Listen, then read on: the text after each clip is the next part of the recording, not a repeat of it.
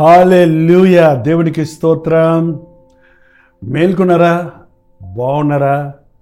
దేవుని వాక్యం వినడానికి ఆశ కలిగి ఉన్నారా? అయితే రండి, ఒక చిన్న ప్రార్థనతో ఈరోజు అనుదిన ధ్యానాన్ని ధ్యానిద్దాం. పరిశుద్ధుడా, ప్రేమగల తండ్రి, నీకు వందనములయ్యా. నీ కృపలో మరొక రోజు మాకు అనుగ్రహించావు. ఈ సంవత్సరాంతంలో నాయన నీ సన్నిధిలోనికి కూడి వచ్చి మా స్థితిని మేము గ్రహించుకొని దిద్దుకున్నటకు, సరిచేసుకున్నటకు, నీవు కలిగి ఉన్న ప్రణాళికలు ఎరిగి నీ చిత్తమైతే నూతన సంవత్సరంలో ప్రారంభించుటకు నీ కృపలను మాకు దయచేయమని క్రీస్తు నామములో అడుగుచున్నాను తండ్రి, ఆమేన్. ఇంకెన్ని రోజులు ఉందండి? ఇవాళ 27వ తారీఖు. దేవుని కృప ఉంటే మరి కొద్ది రోజుల్లో కొత్త సంవత్సరంలోకి వెళ్తున్నాం. ఏమైనా రోజులు లెక్క పెట్టుకుంటున్నారా? గంటలు లెక్క పెట్టుకుంటున్నారా? నా జీవితంలో అయితే ఎంత వేగంగా సేవ చేద్దామని పరుగులెత్తినా ఇంకా చేయవలసింది చాలా ఉందన్న భారముతో గడియారం ముళ్ళు ఎవరైనా పట్టుకుంటే బాగుండు, ఇంకా ఎక్కువ పని చేద్దాం, ప్రభువు నామాన్ని మహిమపరుద్దామని ఆశపడుతున్నాం. కళ్ళు మూసుకొని తెరిచేటప్పటికీ 2024 సంవత్సరం అయిపోయినట్లుగా కనపడుతుంది. సోమరివాడికండి టైం కదలదు. చురుకుగా పనిచేసే వారికి టైం పరుగులెత్తుంది. పూర్వం టైం పాస్ అనే మాట వాడేవారు. టైం పాస్కి వేరుశనగ పప్పు, గుగ్గిల్లో ఏవో కొనుక్కొని ఒక్కొక్కటి నోట్లో వేసుకొని కాలక్షేపం చేసేవారు. ఇవాళ అంత బాధ లేదులేండి. టైం పాస్ చేయటం అనేది వాళ్ళ మనుషులకి చాలా సులభం అయిపోయింది. సెల్ ఫోన్ చేతికొచ్చాక ఆ సెల్ ఫోన్లో రీల్స్ తిప్పుకుంటూ ఎన్ని గంటలు చూసామన్నది కూడా గ్రహించుకోకుండా సమయాన్ని వృధాపరుచుకుంటున్నారు. ఈ 366 రోజులు ఈ సంవత్సరంలో ప్రభు ఇచ్చాడు. 28, 29, 30, 31 4 రోజులు మన ముందు ఉన్నాయి. ఈరోజు కాక అంటే 362 రోజులు ఎంత సమయం వృధా అయిపోయింది. ఏమి సాధించాము, అసలు మనం ఎక్కడున్నాం దేవుని దృష్టిలో అని గ్రహించుకోవాలండి. దేవుని ఉగ్రత మన మీదకు రాకముందే, దేవుడు మనకు అనుగ్రహించినటువంటి అవకాశాలన్నీ అయిపోకముందే ప్రతి అవకాశాన్ని ఉపయోగించుకొని ప్రభు చిత్తానికి మనం లోబడాలి. తెస్సలోనికీయులకు రాసిన పత్రిక, మొదటి పత్రిక 5వ అధ్యాయంలో, సహోదరులారా, ఆ కాలములను గురించి, ఆ సమయమును గురించి మీకు రాయనక్కర్లేదు. ఏ కాలము, ఏ సమయము, యేసయ్య వచ్చే సమయం, యేసు ప్రభు రాకడ సమయాలు. మనం దీన్ని గుర్తించాలి. ప్రభు రాకడ దినములు దగ్గరైనవి. ఆయన వాక్య ప్రవచనాలన్నీ నెరవేరుతున్నవి. ఆయన ఎప్పుడు వస్తాడో ఎవ్వరికి తెలియదు. అందుకొరకు మనం మెలకువగా ఉండి ప్రార్థన చేయాలని మళ్ళీ బైబిల్ హెచ్చరిస్తూ ఉంది. సమయాన్ని పోనివ్వక సద్వినియోగపరుచుకోనండి. ప్రభు వచ్చిన తర్వాత నువ్వు ఆయన కొరకు ఏమీ పని చేయలేవు. పగలున్నంతవరకే పని చేయగలవు. రాత్రి సమయం వస్తుంది, ఇక పని చేయలేము. కనుక నా తండ్రి పనుల మీద నేనున్నానని ప్రభు చెప్పినట్లుగా ఈరోజు యేసయ్య ప్రేమను రుచి చూచిన మనం, ఆయన రక్తము ద్వారా విమోచించబడిన మనం ఆయన సాక్షులుగా బ్రతకాలి. ఆయన ప్రణాళికలో ఉన్న కార్యాలను మనం చేసి ముగించాలి. ఇదిగో రాత్రి వేళ దొంగ ఎలాగ వచ్చునో అలాగే ప్రభు దినము వచ్చునని మీకు బాగా తెలియను. లోకులు నెమ్మదిగా ఉంది, భయమేమీ లేదని చెప్పుకొని చూడగా గర్భిణీ స్త్రీకి ప్రసవ వేదన వచ్చున్నట్లు వారికి అకస్మాత్తుగా నాశనము తటస్థించును కనుక వారు ఎంత మాత్రము తప్పించుకోలేరు. సోదరులారా, ఆ దినము దొంగ వలె మీ మీదకి వచ్చుటకు మీరు చీకటిలో ఉన్నవారు కారు. మీరందరూ వెలుగు సంబంధులను పగటి సంబంధులై ఉన్నారు. మనము రాత్రి వారిమి కాము, చీకటి వారిమి కాము. పగలే సమయాన్ని చూసుకుంటూ ఉంటామండి. రాత్రి పడుకొని కళ్ళు తెరిచేటప్పటికి తెల్లారిపోతుంది. రాత్రి ఏం చేయలేం. మన పగటి సమయాన్ని సద్వినియోగపరుచుకుంటే పగటి సమయంలో చేయవలసిన పనులు చేస్తే రాత్రి హాయిగా నిద్రపడుతుందట. రాత్రి హాయిగా ప్రశాంతంగా ఉండగలుగుతాం. రాత్రి మనం దేవుని యందు ఆనందించగలుగుతాం. నీ హృదయాన్ని సరిచేసుకొని నిద్రపోతే నీవు నిద్రలోనే చనిపోయినా ప్రభు దగ్గరికి వెళ్ళిపోతాం. కానీ వాళ్ళ మనుషులకి రేపు లేస్తాములే, రేపు ఉందిలే, ఇంకో కొత్త సంవత్సరం ఉందిలే మనకి అన్న ధ్యాసతోనే, రేపు చూచుకుందామనే మాటతోనే ముందుకు సాగుతున్నారు. కానీ ఇదే అనుకూలమైన సమయము, ఇదే రక్షణ దినము, ఈనాటి కీడు ఆనాటికి చాలు, రేపటి గురించి చింతించకూడదు అన్న మాటను మనం పట్టించుకోవట్లేదు. మనం వెలుగు సంబంధులం, మనం రాత్రి వారిని కాదు. 6వ వచనం, కావున ఇతరుల వలె నిద్రపోక మెలకువగా ఉండి మత్తులము కాకుందుము. నిద్రపోవారు రాత్రి వేళ నిద్రపోదురు, మత్తుగా ఉండేవారు రాత్రి వేళ మత్తుగా ఉందరు. మనం పగటి వారమై ఉన్నాం కనుక మత్తులమై ఉండక మనం ప్రభువారిమై ఉన్నాము, పగటి వారిమై ఉన్నాము, వెలుగులో ఉన్నాము. ఈ లోకానికి వెలుగుగా ఉండమన్నాడు మనల్ని ప్రభు. మనం ఈ లోకంలో చీకటైతే అయ్యో, చీకటిలో ఉన్న జనులకు మరి గతి లేదు కదా. ఒక దీపం వెలుగుతూ ఉండాలంటే దాంట్లో నూనె పోస్తూ ఉండాలి, దాన్ని ఒత్తి సరిచేస్తూ ఉండాలి. ఏంటంటే ఇప్పుడు కరెంటు బిల్లు వచ్చాయి కాబట్టి మనకి మీటర్ తిరుగుతూ ఉండాలి. ఎనర్జీ, ఆ యొక్క పవర్ లేకపోతే అది ప్రకాశించదు. మన జీవితాల్లో పరిశుద్ధాత్మని అనుభవాలు, శక్తి, ప్రార్థనా శక్తి, విశ్వాసము, ప్రేమ ఇవి లేకపోతే మనం ప్రకాశించలేము. అందుకనే మనం పగటి వారిగా ఉన్నాము. మనం మత్తులుగా ఉండక విశ్వాస ప్రేమలను కవచమును, రక్షణ నిరీక్షణను శిరస్త్రావమును ధరించుకుందాం. మనము విశ్వాసము, ప్రేమలను కవచాలను, రక్షణ నిరీక్షణ అనే శిరస్త్రాణమును ధరించుకుందాము. ఎప్పుడు మన విశ్వాసాన్ని కాపాడుకోవాలి. అవిశ్వాసులుగా మనం మారిపోకుండానట్లు యేసు వైపు చూచుచు విశ్వాసమునకు కర్తయు దాన్ని కొనసాగించేవాడైన క్రీస్తు వైపు చూస్తూ ముందుకు సాగాలి. లోకం వైపు మనం చూస్తే మన విశ్వాసం కాస్త అవిశ్వాసంగా మారిపోతుంది. వెలుచూపును బట్టి మనం ప్రవర్తిస్తామే కానీ ఆధ్యాత్మిక శక్తిని మనం గుర్తించలేకపోతాం. నేను చెప్పేది మీకు అర్థమవుతుందా? మెలకువగా ఉండి ప్రార్థన చేయండి. ప్రభువా, నువ్వు ఎప్పుడొచ్చినా నిన్ను ఎదుర్కొనే స్థితిలో నన్ను ఉంచు.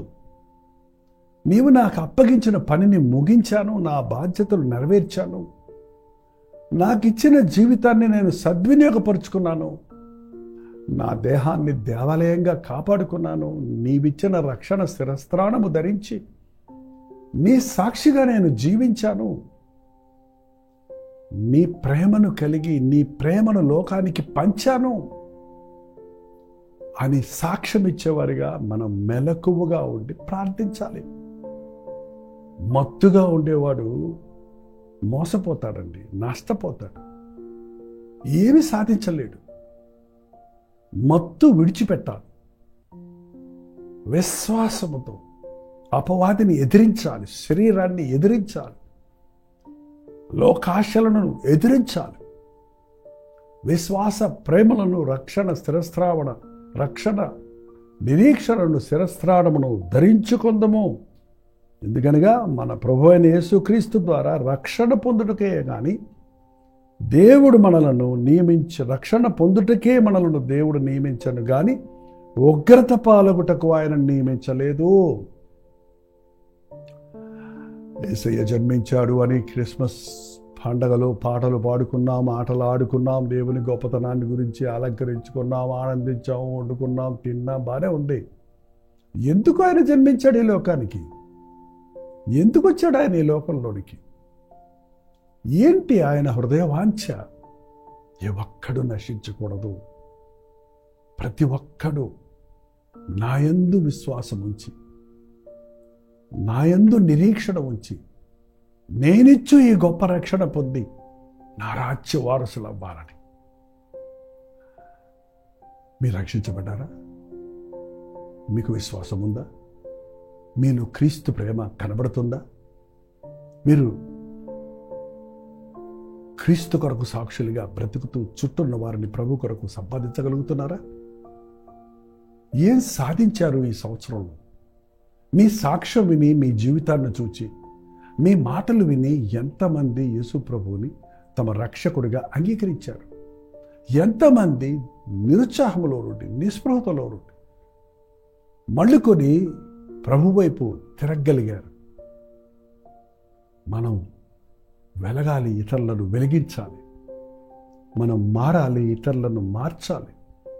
మనం బతకాలి, ఇతరులను బతికించాలి. మనం నిలవాలి, క్రీస్తు కొరకు ఇతరులను నిలబెట్టాలి. ఆయన రాకడ దినమున ఇదిగో నీవిచ్చిన వారందరినీ నీ కొరకు సంపాదించాలని కనీసం నీ ఇంటి వారందరి పట్ల నీవు సాక్ష్యం ఇవ్వగలవా? రాత్రి వేళ అయిపోయింది, తెల్లవారుతుంది. ప్రభు రాకడ సమయం అతి సమీపంగా ఉంది. మనం ఎవ్వరూ చనిపోకూడదని ఆయన ఎదురు చూస్తున్నాడు. 10వ వచనం కూడా చదువుతున్నానండి. మనం మేలుకొని ఉన్నను, నిద్రపోవచ్చున్నను, తనతో కూడా జీవించే నిమిత్తం ఆయన మన కొరకు మృతి పొందను. మనం మేలుకొని ఉన్నను, నిద్రపోతున్నాను, మనం ఆయన కొరకు జీవించినట్లు మనం ఆయన కొరకు మన కొరకు ఆయన మృతి పొందాడు. నా మట్టుకైతే బ్రతుకుట క్రీస్తే, చావైతే లాభం. బ్రతికినా క్రీస్తే, చావైనా క్రీస్తే. నేను తినేది క్రీస్తు కొరకే, నేను నిద్రించేది క్రీస్తు కొరకే, నేను పని చేసేది క్రీస్తు కొరకే, నేను బతికేది క్రీస్తు కొరకే, నేను బతికినా చనిపోయినా క్రీస్తు కొరకే, నేను మెలకుగా ఉండి పని చేసినా నిద్రపోతున్నా క్రీస్తు కొరకే. ఆహా, ఎంత గొప్ప మాటలు ఇవి! నిద్ర పొమ్మనే ప్రభు చెప్తున్నాడు. నిద్ర అవసరం అండి. కానీ నీ హృదయం సరి లేకుండా నువ్వు నిద్రపోతే పాపపు నిద్రలో నువ్వు పాతాళానికి వెళ్ళిపోతావు. అందుకే రాత్రి పడకకు వెళ్ళక ముందు మీ హృదయాన్ని దేవుని శుద్ధిలో కుమ్మరించి క్రీస్తు రక్తంలో కడగబడిన వారై శుద్ధ మనస్సాక్షితో చక్కగా నిద్రించండి. ప్రశాంతంగా నిద్రిస్తారు. మేలుకొన్నప్పుడు నూతన బలముతో ప్రభువును స్తుతించగలుగుతారు. చివరిగా 11వ వచనం. కాబట్టి మీరిప్పుడు చేయుచున్నట్లుగానే ఒకరినొకడు ఆదరించుచు ఒకరికొకడు క్షేమాభివృద్ధి కలుగు చేయండి. ఇవాళ శుక్రవారం కదండి, ఉపవాస ప్రార్థనలకు వెళ్ళండి. ఉపవాస ప్రార్థనలో ఒకరినొకరు ఆదరించుకోవడానికి, ఒకరికొకరు ఏంటంటే క్షేమాభివృద్ధి కలుగు చేసుకోవడానికి, ఒకరి కీడును ఒకరు చూడడానికి, ఒకరి నాశనాన్ని ఒకరు చూడడానికి ఈరోజు లోకంలో మనుషులు ఎగబడుతున్నారండి. నేను పెరగాలి, వాళ్ళందరూ తరగాలి, నేను గొప్పవాడినవ్వాలి, వాళ్ళంతా ఎందుకు పనికిరాల్లో నిరూపించాలన్న ధ్యాసతోనే మనుషుడు బతుకుతున్నాడు. దేవుని బిడ్డలమైన మనం ఒకరినొకరు ఆదరించుకోవాలి, ఒకరినొకరు బలపరుచుకోవాలి, ఒకరితో ఒకరు కలిసి ఏకీవించి ప్రార్థించాలి. ఒకరి క్షేమం కొరకు మరొకరు త్యాగం చేయాలి. అది యేసయ్య మన కొరకు చేసింది. అందుకే సంఘం మనకు అవసరం. పవిత్ర హృదయులై ప్రార్థన చేయువారు మనకు అవసరం. మనల్ని హెచ్చరించే, గద్దించే దైవజనులు మనకు అవసరం. దేవుని సన్నిధి మనకు అవసరం. మనం రీసెట్ చేసుకోవడానికి, ఎప్పటికప్పుడు మన హృదయాన్ని సరి చేసుకోవడానికి, మనం మత్తు విడిచిపెట్టడానికి మన పని ఆగిన చోటనే మళ్ళీ ప్రారంభించి కొనసాగించడానికి, సంపూర్ణం చేయడానికి. అవునండి, ఈ సంవత్సరాంతంలో ప్రభువు వచ్చినా వస్తాడు. ఈ నెలలో అనేకులు మరణించటం చూస్తున్నాం. నీ లెక్క అయిపోయింది, నిన్ను ముగిస్తున్నానంటే ఎలా ఉంటుంది మన బ్రతుకు? లెక్కలు సరిగా ఉన్నాయా? దేవునిని వాక్యానుసారంగా, ఆయన చిత్తానుసారంగా బ్రతకపోతే, ఆయన రక్తంలో కడగబడిన పరిశుద్ధ హృదయం నుండి కలిగి ఉండకపోతే, అయ్యో మరణం భయంకరం. మనకి అది అగ్ని గంధకములతో మండే గుండములో యుగ యుగములు తరతరములు శ్రమ పొందవలసి వస్తుంది. అందుకే మన హృదయాలను సరిచేసుకుందాం, మన మనస్సాక్షిని సరిచేసుకుందాం, బలహీనమైన సహోదరులను లేవనెత్తుదాం, తోటి విశ్వాసులను బలపరుద్దాం, ఒకరి క్షేమం కొరకు ఒకరు కలిసి పనిచేద్దాం, ఒకరి మేలును ఒకరు కోరుతూ యేసయ్య ప్రేమను పంచుదాం. ప్రార్థన. పరిశుద్ధుడా, ప్రేమగల తండ్రి, ఈ సంవత్సరాంతంలో నాయన మేమేమేమి చేయాలో, ఎలా ఉండాలో, ఎలాగో మా హృదయాన్ని సిద్ధపరచుకొని నీ రాజ్య వారసులుగా సిద్ధపడి ఉండాలో, ఎలాగూ నీవు మా కొరకులకు కలిగి ఉన్న ప్రణాళికలను మేము నెరవేర్చేవారిగా ఉండాలో, నీ ఆత్మ ద్వారా మాకు వెల్లడి చేయించు ఉండగా మేము విధేయులమవుటకు, మత్తులమై ఉండక మెలకువగా ఉండి ప్రార్థించుటకు, నీ వాక్యాన్ని ధ్యానించుటకు మా హృదయాలను దిద్దుకుంటూ రక్షణ నిరీక్షణను, శిరస్త్రాణమును, విశ్వాస ప్రేమను, కవచములు ధరించి అపవాదికి చోటు ఇవ్వకుండా నీ కృపలో భద్రపరచబడి నీ చిత్తమైతే మన నూతన సంవత్సరంలో ప్రవేశించుటకు సహాయం చేయమని క్రీస్తు నామములో అడుగుచున్నాను తండ్రి. ఆమేన్. తండ్రి అయిన దేవుని యొక్క ప్రేమయు, కుమారుడైన క్రీస్తు యొక్క కృపయు, ఆదరణకర్త అయిన పరిశుద్ధాత్మ యొక్క సహవాసములు కూడి వచ్చిన మనందరికీ ఇప్పుడున్న సదాకాలము తోడై ఉండును గాక. ఆమేన్. దేవుని స్తోత్రం. ఈ ప్రార్థన వసతులు భారాలు 9540 నెంబర్కి, మీరు ఇతర దేశాల్లో ఉంటే 9100101008 నెంబర్కి ఒక టెక్స్ట్ లేక వాయిస్ మెసేజ్ ద్వారా వాట్సాప్ పంపించండి. మీ పక్షంలో మేము ప్రార్థిస్తున్నాం, మీరు కూడా ప్రార్థించండి. డాక్టర్ జైపాల్ యూట్యూబ్ ఛానల్ని లైక్ చేయండి, షేర్ చేయండి. ఇంకా మీరు సబ్స్క్రైబ్ చేసుకోకపోతే వెంటనే సబ్స్క్రైబ్ చేసుకోండి.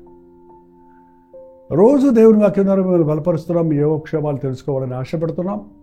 దేవునికి లెక్కప్ప చెప్పవలసిన వారిగా ఈ పరిచయను కొనసాగిస్తున్నాం. మా కోసం మీ ప్రార్థనలో గుర్తుపెట్టుకోండి. ప్రభుత్వం అయితే ఈ 31వ తారీఖు వాచ్ నైట్ సర్వీస్ చెన్నైలో ఐశ్వర్య మహల్లో ఒక విశాలమైన హాల్లో రాత్రి 9 గంటల నుంచి తెల్లవారుజాము 1 గంట వరకు జరుగుతుంది. చెన్నై పరిసర ప్రాంతాల్లో ఉన్నవారు మీరు రాగలిగితే వచ్చి మాతో పాటు ఉపవాస ప్రార్థనలు, దేవుని సన్నిధిలో నూతన సంవత్సరంలో ప్రవేశిద్దాం, వాగ్దానాలు పొంది దేవుని సాక్షులుగా జీవిద్దాం. అలాగే న్యూ ఇయర్ ఆరాధన జనవరి 1వ తారీఖు కూడా ఐశ్వర్య మహల్లోనే ఈ ఆరాధన జరుగుతుంది. ఒక 10 నుంచి 1 o'clock వరకు మార్నింగ్ ఒకే ఆరాధన జరుగుతుంది. రండి, నూతన సంవత్సరంలో మొదటి దినమునే దేవుని ఆశీర్వాదాలు పొందండి. అలాగే ప్రభుత్వమైతే కల్వరి ఎవాంజలికల్ ఫెలోషిప్ 42వ వార్షికోత్సవ కూడికలు ఈసారి విజయవాడలో ఏర్పాటు చేస్తున్నాం. జనవరి 13, 14, 15 తారీఖుల్లో విజయవాడలోని బిషప్ అజరియా కాంపౌండ్లో ఈ వార్షిక సభలను ఏర్పాటు చేస్తున్నాం. విజయవాడ పరిసర ప్రాంతాల్లోని మిమ్మల్ందరినీ ప్రేమతో ఆహ్వానిస్తున్నాం. రండి, దేవుని యొక్క గొప్ప మేలుకొల్పును, దీవెనను పొందుకుందాం.